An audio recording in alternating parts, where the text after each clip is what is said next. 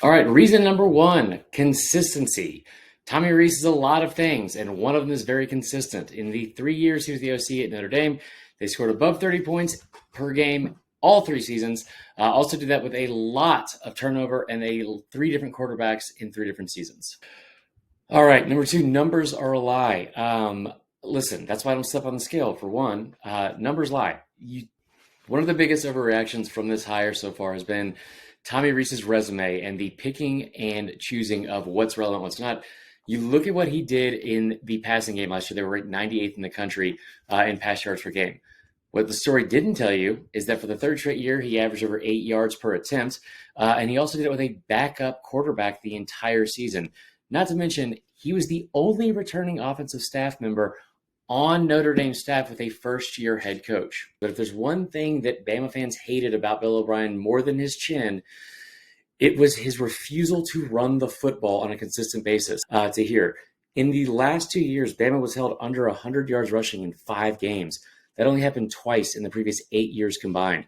Not only that, when you talk about having a back like Jahmyr Gibbs, Alabama was ranked 4th in the country in yards per carry. Yet they ranked 82nd in rush attempts per game. A commitment to getting back to physical football and running the football first is exactly what Tommy Rees will do. It's exactly what his offenses have done in the past. In 2 of the 3 years he's been at Notre Dame, the Irish averaged 60% of their play calls were running plays. They also had over 200 yards rushing per game 2 years ago. And they had back-to-back seasons with a 1,000-yard rusher. All right.